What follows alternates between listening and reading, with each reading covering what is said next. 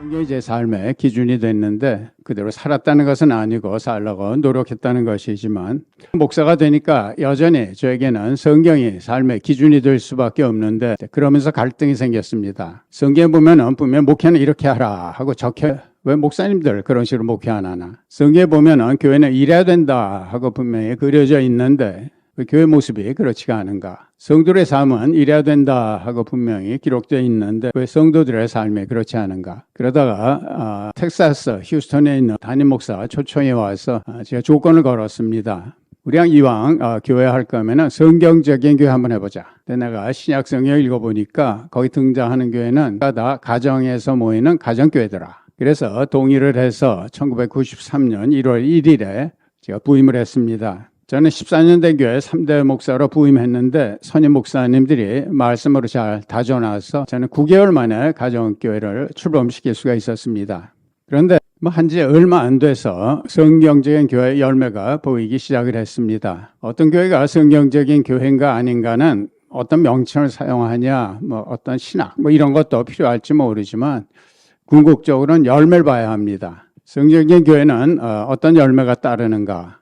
성경적인 교회라고 할 수 있다면 첫째는 안 믿는 사람이 예수를 믿어야 합니다. 둘째는 성경적인 교회라고 할 수 있다면 믿는 사람의 삶이 변해야 합니다. 그리고 세 번째 성경적인 교회라고 하면은 교회 생활에 기쁨이 있어야 합니다. 사도행전 같은 걸 보면은 굉장히 어려운 환경 가운데 교회가 세워지지만 기쁨이 충만하더라 하는 이런 단어가 곳곳에 등장하는 걸 볼 겁니다. 그런 열매가 보이기 시작하는 겁니다. 그래서 전혀 믿지 않을 것 같은 사람이 믿고 변하지 않을 것 같은 사람들이 변하고 교회 생활로 인해서 행복하다. 박사 공부를 마치고 모교에 교수로 갈 수 있는 자리가 생겼는데도 저희는 가족의 목장이라고 부르고 책임자를 목자라고 부르는데 목자를 포기할 수가 없어서 안 가는 이런 예도 생기곤 했습니다. 그리고 이제 20년 제가 목회를 하고 그러면서 이제 책도 쓰게 되고 세미나도 하게 되고 또 한국에서 많은 분들이 와서 참석하고 제 저서가 약 10개국어로 번역돼서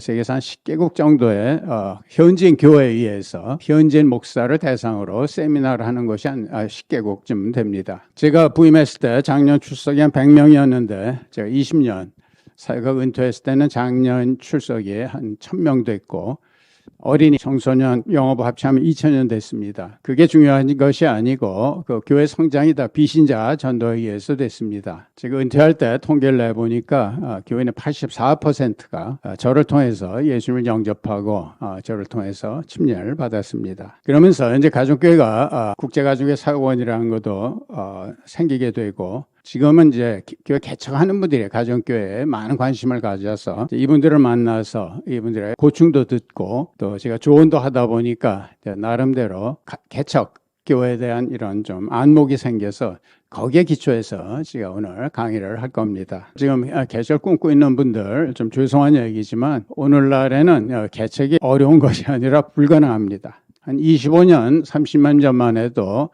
교회를 분립시킬 때 한 30-40명 딸려서 교회 예배처소 마련해주고 한 3년 정도 생활비 대주면은 이렇게 부흥하는 교회가 있었습니다. 지금은 안 됩니다. 그냥 이제 생존 갖고 허덕허덕 하다가 같이 나온 사람이 되돌아가고 이래서 유지만 해도 정말 잘하는 겁니다. 왜 이렇게 개척이 어려워졌는가? 제가 보기엔 한 3가지 정도 이유가 있는데 어떤 분이 한국분이 아니고 외국분인데 이런 얘기를 했습니다. 우리 장래 예측 가능성에 반비례해서 영적 호기심이 줄어든다는 거예요. 무슨 말인가 하면 장래에 대한 예측 가능성이 없어요.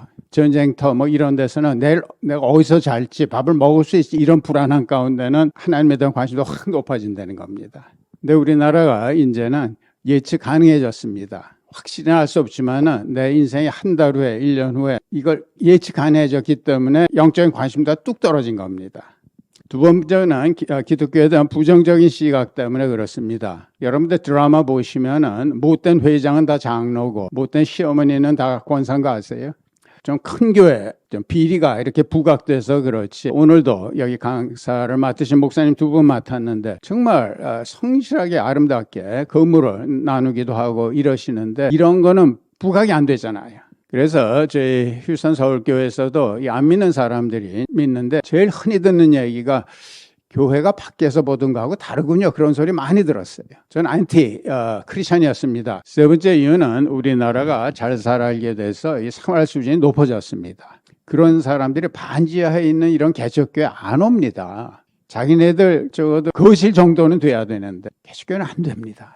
그러나 구원받아야 될 사람은 있고 교회는 그리스도의 몸이기 때문에 안 되는 건 아닙니다. 힘들다는 게 극히 드물다는 거예요. 힘들다는 거예요. 그래서 이럴 때 교회 개척을 하려고 그러면 제일 중요한 것이 뭔가 하면은 소명입니다. 소명.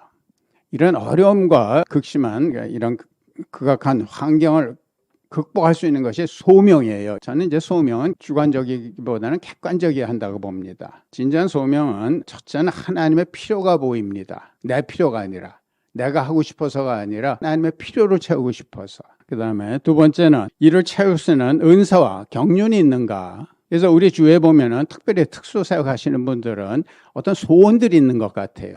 탈북자라든가 또 가난한 사람이라든가 뭔가 어떤 소원이 있는 것 같아요. 그래서 하나님께서 그런 은사와 경륜을 주신 거예요. 세 번째는 이를 채우고 싶은 강력한 욕구가 있는가. 그것만으로는 안 되고 강렬한 욕구가 있어야죠. 그럴 때에 이걸 소명이라 하고 이런 소명을 가진 사람은 아무리 환경이 열악해도 포기하지 않습니다. 그런데 이런 소명이 없으시는 지금은 정말 가정교회 개척하는 거 어렵습니다.